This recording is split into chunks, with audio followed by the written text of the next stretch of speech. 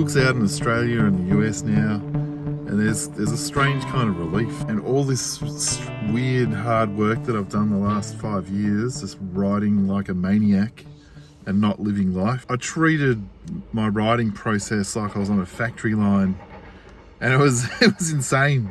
I'm still doing it. I'll still just sit down, and all I need to do every morning is, like, I'm trying to go into relax mode, not turn that muscle off completely. So I'll just have to sit down and write one good line a morning. One interesting thing to me a morning. And it's funny because my whole identity has been tied up in writing the last few years, and now I feel like I keep going, am I allowed to rest now? I keep almost asking myself that. Can I just stop? Can I just can I live life? But I've forgotten how to live life because all I've done is just write, and there's so much inertia and momentum behind committing myself to that, like trying to sprint a marathon.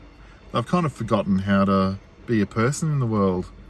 I've become more writer than person, and that's kind of disgusting. when I'm trying to just greedily become this meaning-making machine and not be a human, then I've lost touch with what makes a person a good writer in the first place. I'm more writer than I am human now, and that's a weird place to find myself in. So yeah, now I'm sounding like a writer saying, I need to get in touch with my humanity again. But yeah, I've almost got to. There's nothing I've got to do. I've been wandering around and just walking through places, and that's been a kind of a reminder of what I used to do. Because the last 5 years, I've just basically been inside the entire time.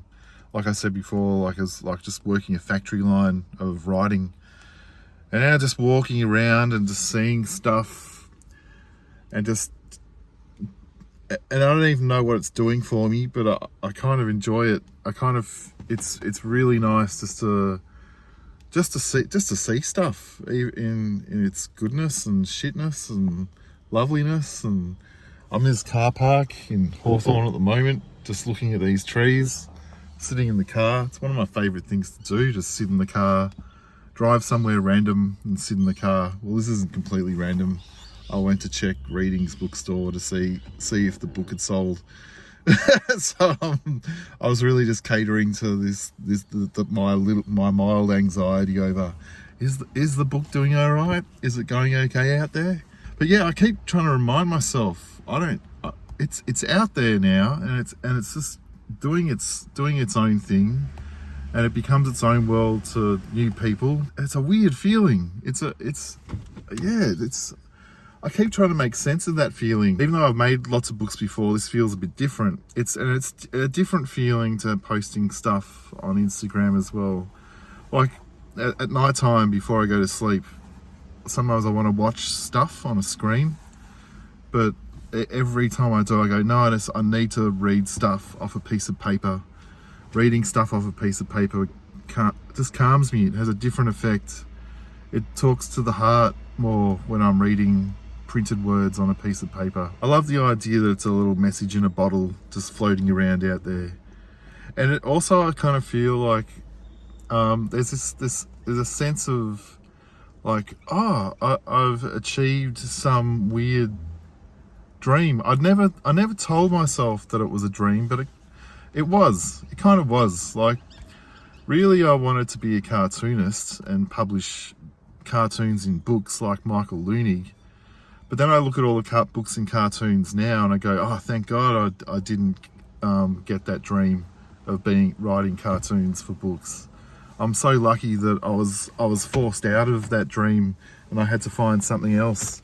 It's amazing how all these weird setbacks that I thought were setbacks at the time ended up being the best thing to happen to me. And it's taken me years to realise and understand how those setbacks were blessings in disguise at the time.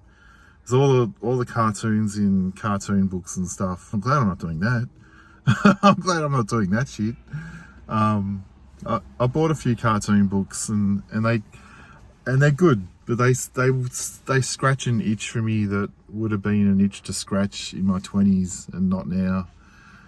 I still appreciate them though, like little gag New Yorker style cartoons. Yeah, there is a sense of loss, a weird sense of loss as well. Like when you publish these books and they're out in the world, and I go, oh, what do I do now? Do I just go off and write another book? And I've seen a lot of poets who will write series of books, and I'll go, do I turn myself into a business where I just write a series of the same thing? But then I think I'm not a business. Like the new book that's Derby Love, and then there's the second one that comes out in March that's finished, which is You're Going to Be Okay Because You Fuck No Matter What. And the title of that is going to put off a lot of people who liked Derby Love, even though they share a lot of DNA, quite literally. Yeah, do I just write another book? Like, and I'm kind of doing it at the moment. I'm still writing. I'm still making stuff up, and I'm trying to see what a third book would be. And I don't know what it's trying to tell me it wants to be yet. I'm just writing. I'm not trying to control the ideas that I'm writing. I'm just writing any old shit that I like, that seems interesting, and then I'll see if there's a certain collection or a certain theme that starts to emerge, and then I'll make that into a third book. But what I was saying is, I was thinking after these first two books through Andrews McMeel, part of me thinks, imagine if I wasn't just writing books for the rest of my life. What else could I use storytelling or creativity for? And I'll still write books, but maybe these books are just a stepping stone towards writing video games or something. Like, I love video games. The ones that are done well, they linger in my head when the story of those games are finished longer than most novels and even classic novels. I've always felt like the best creativity kind of leaves, it's like a perfect circle, but it leaves a little broken link in the circle for the audience to complete the circle. And video games just naturally do that. They naturally leave a space for the audience to participate in it, because it's a video game. You're participating in it.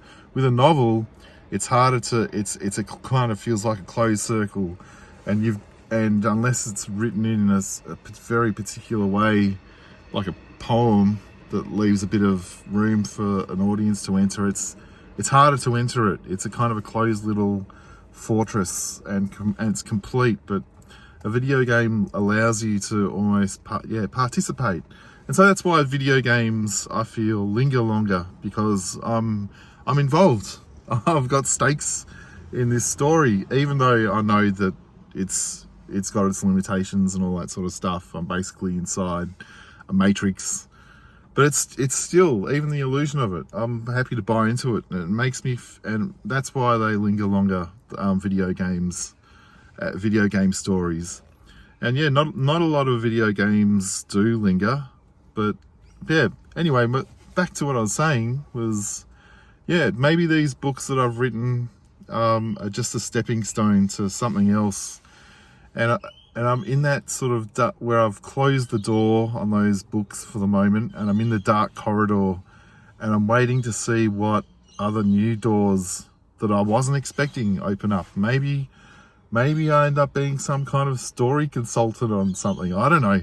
Just some weird random opportunity. Like it feels like most of my life I've hoisted the sails up and let the wind blow me and show me the way. Like when I applied for every single job in a newspaper, 2,000 jobs back in the 2008.